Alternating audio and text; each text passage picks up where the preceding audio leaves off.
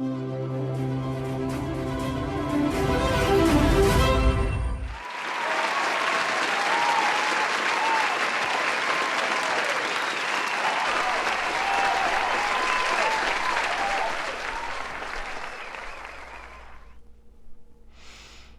a tree falls in the woods, does it make a sound? We all have pin drop moments of our lives. It was a Friday, January 27th. The year was 2017. It was 10:37 in the morning. I was really excited. I was waiting for my father to arrive in New Orleans for my brother's 50th birthday. So excited to see him. He's flying in from Vermont, where he lives. Well, the phone rings. I look down. It's my dad. Hey, Pops. Only to hear an unfamiliar voice on the other end. He says, "Is this Erik?" I said, "Yes." He says, "My name is Matthew. I'm the medical examiner. I have your father with me." It was that moment, a pin drop moment, that I learned my father had passed away from a heart attack on the flight coming to see my brother for his 50th birthday. I was absolutely devastated, as you can imagine. I was in and out of sleep, consciousness, shock for about 10 days straight. During these 10 days, I noticed that I kept on thinking of these initials. They were like downloading to me from the universe maybe, or maybe from my father. These initials were NDSO.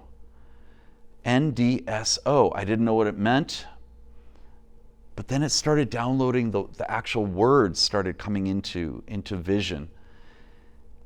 And it turned out that it meant no drama, serve others. No drama, serve others. Wow. It's just such a concept that I learned from my father. And I think if you take drama out of people's lives, it allows space to serve others. Serve others with kindness. I'm all about being kind. You know, I think kindness starts within. I believe all of us need to dig deep and realize that you need to be kind to yourself. Fill up your own cup before you fill up the world's, and you'll be a better person for it. And the world will as well. One thing I do to be kind to myself is I use what I call the 60-second morning mirror. I wake up in the morning. How many of you get up in the morning? I wake up in the morning and I go to the mirror of success and I'm brushing my teeth and I have a conversation eyeball to eyeball with myself, mirror to my eyes. And I'm looking at myself and I say things like this: I'm the best. I am focused. I will succeed. I believe in myself. I set high expectations. I will not let others bring me down. I will learn and grow every day. And then, before I leave the mirror, I high-five the mirror. Have you ever high-fived a mirror before? It's awesome. You never fail. Set yourself up for success. It's amazing. And you feel so great going out there in the day. Another thing I do is I write thank you cards by hand. But here's the secret. I write myself a thank you card. This is awesome. I literally write myself a thank you. In fact, I wrote one last night. And it kind of sounds like this. Erik, you are so amazing. You are awesome. Keep changing lives. Keep changing my life. I love hanging out with you. I want to hang out with you tomorrow if you'll allow me to. You're amazing. Go out there and kick butt. Love you. And then you know what I do with this? I take this thank you card. It's kind of like a hide and go seek game with myself, because the night before I put it somewhere and then the next morning I wake up and I find it and I read it again and I'm like, I wonder what I wrote myself last night. It's amazing. It makes you feel so great. You know, being kind to yourself allows you to be kind to others as well. I love honoring people. I love honoring them by remembering who they are, remembering their names. How many of you have gone up to somebody and 3 seconds later you forget their name? I used to do this a lot. In fact, I used to take a pen out thinking I was smart, like this was a good idea, and they would say their name and I'd say, I'm sorry, how do you spell your name again? Because I clearly forgot it. And they would say, B-O-B, how do you spell Bob? Didn't really work. You know, most of us say, oh, I've got a lousy memory, I'm really not good at remembering names. What if you switch that around into a format of a positive notion by saying something like, that's not like me, I'm usually really great at recalling names. And here's a 3-step process on recalling people's names. You're welcome to use this.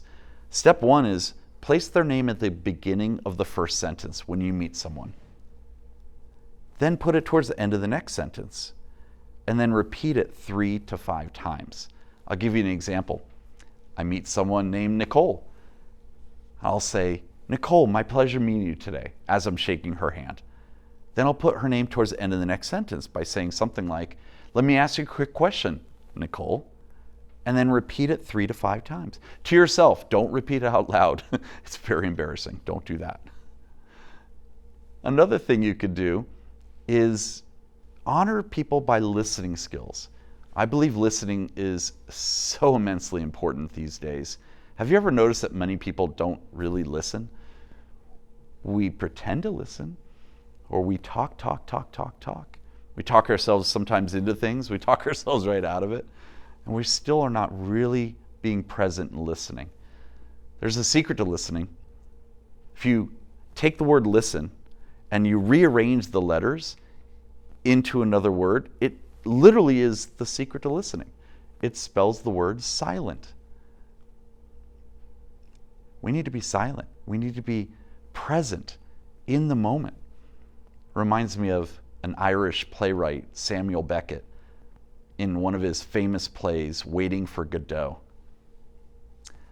A few of the lines are simply, listen, listen, listen. So I ask you again, if a tree falls in the woods, does it make a sound? I believe it does if we are listening. These are the pin drop moments of our lives. Thank you.